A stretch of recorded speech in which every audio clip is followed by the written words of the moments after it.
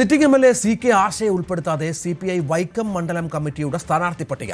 ജില്ലാ എക്സിക്യൂട്ടീവ് അംഗം P. പ്രദീപ്, ജില്ലാ പഞ്ചായത്ത് അംഗം രാജേഷ്, AISF സംസ്ഥാന കമ്മിറ്റി അംഗം ശ്രീലക്ഷ്മി അജി, നയനകുമാർ എന്നിവരുടെ പേരുകളാണ് മണ്ഡലം കമ്മിറ്റി ജില്ലാ എക്സിക്യൂട്ടീവിന് കൈമാറിയത്. വൈക്കത്ത് ഒരു സ്ഥാനാർത്ഥി മാറ്റത്തിന്റെ സൂചനകൾ തന്നെയാണ് CPIയിൽ നിന്ന് പുറത്തു വരുന്നത് എന്നുള്ളതാണ് എടുത്ത് കാണാൻ സാധിക്കുന്നത്. വൈക്കം നിയമസഭാ സീറ്റിൽ 2 CPIയുടെ മണ്ഡലം കമ്മിറ്റികളാണുള്ളത്. വൈക്കം മണ്ഡലം കമ്മിറ്റിയും തലയോലപ്പറമ്പ് മണ്ഡലം കമ്മിറ്റിയും. ഈ 2 മണ്ഡലം കമ്മിറ്റിയും ജില്ലാ എക്സിക്യൂട്ടീവിന് കൈമാറിയ ലിസ്റ്റിലാണ് CK ആശയുടെ പേര് വെട്ടിമാറ്റിയത് എന്നുള്ളതാണ് നമുക്ക് മനസ്സിലാക്കാൻ സാധിക്കുന്നത്.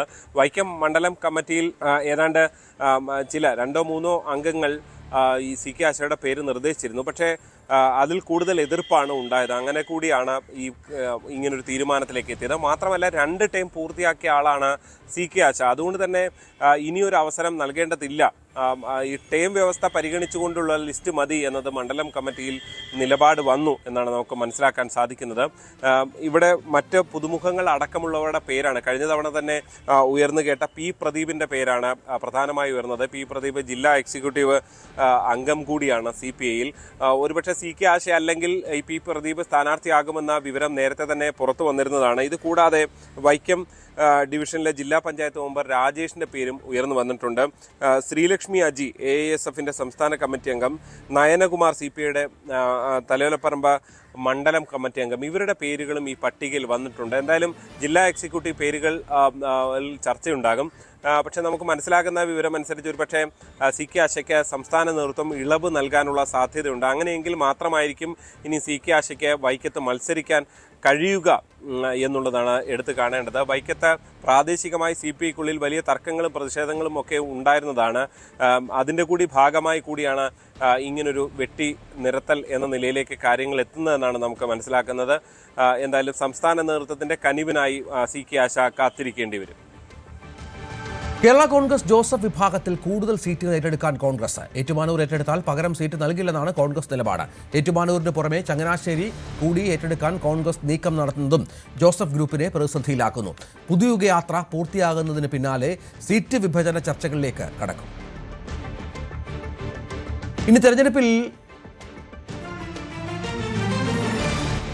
ഉഭയകക്ഷി ചർച്ചകളിലേക്ക് കോൺഗ്രസ് കടക്കുകയാണ്, UDF കടക്കുകയാണ്. അവിടെയാണ് കോട്ടയം ജില്ലയിൽ ഫലത്തിൽ ജോസഫ് ഗ്രൂപ്പിനെ സംബന്ധിച്ച് അങ്കലാപ്പിലാകുന്ന തരത്തിലുള്ള സീറ്റ് വിഭജന നീക്കങ്ങൾ കോൺഗ്രസിന്റെ ഭാഗത്ത് നിന്ന് ഉണ്ടാകുന്നത് എന്നുള്ളതാണ് നമുക്ക് ലഭ്യമാകുന്ന വിവരം. പ്രത്യേകിച്ച് ഈ ഏറ്റുമാനൂർ സീറ്റ് ഏറ്റെടുക്കാൻ കോൺഗ്രസ് നേരത്തെ തന്നെ തീരുമാനിച്ചതാണ്. അവിടെ പല പേരുകൾ കോൺഗ്രസ് ഇതിനകം തന്നെ പരിഗണിക്കുന്നു.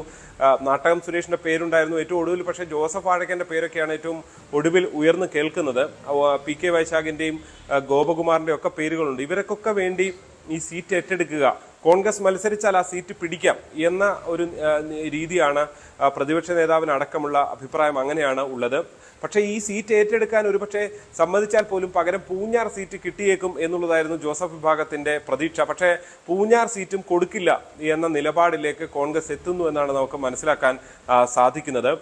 പൂഞ്ഞാർ മാത്രമല്ല, മറ്റു പല സീറ്റുകളും കുട്ടനാട്, ചങ്ങനാശ്ശേരി, ഇടുക്കി പോലുള്ള സീറ്റുകളും ഏറ്റെടുക്കാൻ കോൺഗ്രസ് ആലോചിക്കുന്നുണ്ട്. അങ്ങനെയെങ്കിൽ ആദ്യഘട്ടത്തിൽ 6 സീറ്റ് മാത്രമായിരിക്കും ഫലത്തിൽ ജോസഫ് ഗ്രൂപ്പിന് ഉണ്ടാകുക എന്നുള്ളതായിരുന്നു കണക്ക്. ഒരുപക്ഷെ ചിലപ്പോൾ ഇടുക്കി ഏറ്റെടുത്തേക്കില്ല എന്നുള്ള വിവരം വരുന്നുണ്ട്. പക്ഷേ ഇടുക്കി വിട്ടുകൊടുക്കാതിരിക്കാൻ ഒരുപക്ഷെ PJ ജോസഫ് തന്നെ ഇടുക്കിയിൽ പോയി മത്സരിക്കുകയും അബു ജോസഫിനെ തൊടുപുഴയിൽ ഇറക്കുകയും ചെയ്യും എന്നുള്ള വിവരങ്ങളും പുറത്തു വരുന്നുണ്ട്.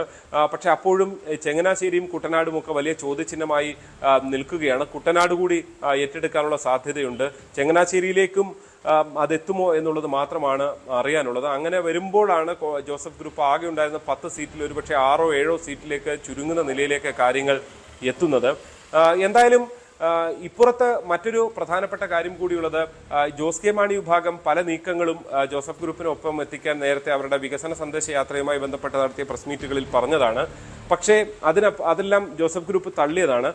ഈ സ്ഥലങ്ങളിലെല്ലാം സീറ്റ് നഷ്ടപ്പെടാൻ, ജോസഫ് ഗ്രൂപ്പിന് നഷ്ടപ്പെടാൻ സാധ്യതയുള്ള സ്ഥലങ്ങളിലെല്ലാം നിൽക്കുന്ന സീറ്റ് മോഹികളായ നേതാക്കളെ ഒപ്പം എത്തിക്കാനുള്ള തന്ത്രമായിരിക്കും പകരം ജോസ് കെ മാണി വിഭാഗം നടത്തുക. കാരണം അവർക്ക് 12 അല്ലെങ്കിൽ 13 സീറ്റ് കിട്ടുമെന്ന് ഏതാണ്ട് ഉറപ്പായി കഴിഞ്ഞു. ആ ഘട്ടത്തിൽ ശക്തി ഞങ്ങളാണ് പ്രധാനപ്പെട്ട തറവാട് ഞങ്ങളാണ് എന്ന് പറയുന്ന ജോസഫ് ഗ്രൂപ്പിന് അവിടെ കിട്ടുക 6 അല്ലെങ്കിൽ 7 അല്ലെങ്കിൽ പരമാവധി 8 സീറ്റ് എന്ന നിലയിലേക്ക് കാര്യങ്ങൾ വരുമ്പോൾ അത് കേരള കോൺഗ്രസിൽ തന്നെ ഫലത്തിൽ അവർ ശോഷിച്ചു പോകുന്ന നിലയിലേക്ക് കാര്യങ്ങൾ പോകും എന്നുള്ളതാണ് പ്രധാനപ്പെട്ടത്. എന്തായാലും ഇത് ജോസഫ് ഗ്രൂപ്പിന് വെല്ലുവിളിയാണ്. ഒപ്പം നിൽക്കുന്നവരെ അടർത്തിക്കൊണ്ടു പോകാതെ നോക്കണം. ഈ സീറ്റുകൾ പരമാവധി പിടിക്കുകയും അവിടെ വിജയിക്കുകയും ചെയ്യുക എന്നൊക്കെയുള്ളത് പ്രധാനപ്പെട്ടതാണ്. പക്ഷേ കോൺഗ്രസ് ചൂണ്ടിക്കാണിക്കുന്ന വിജയസാധ്യതയാണ്.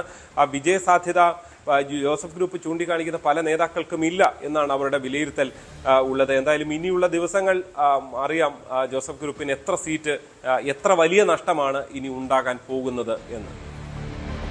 ഇനി തെരഞ്ഞെടുപ്പിൽ മത്സരിക്കാനില്ലെന്ന് ചിറ്റൂർ MLAയും വൈദ്യുതി മന്ത്രിയുമായ കെ കൃഷ്ണൻകുട്ടി. പുതിയ തലമുറയ്ക്ക് വഴിയൊരുക്കണം, ഇക്കാര്യം നേരത്തെ അറിയിച്ചിട്ടുണ്ടെന്നും പാർട്ടിയാണ് അന്തിമ തീരുമാനം എടുക്കുന്നതെന്നും അദ്ദേഹം ന്യൂസ് 18നോട് പറഞ്ഞു.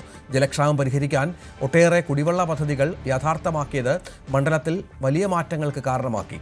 കേരളത്തിൽ നദികൾ നിറഞ്ഞൊഴുകുന്നതിൻ്റെ ഗുണഫലങ്ങൾ പൂർണ്ണമായും വൈദ്യുതി ഉൽപ്പാദനത്തിന് പ്രയോജനപ്പെടുത്താൻ സാധിക്കുന്ന പദ്ധതികൾ കൊണ്ടുവരണമെന്നും കെ കൃഷ്ണൻകുട്ടി ന്യൂസ് 18നോട് പറഞ്ഞു.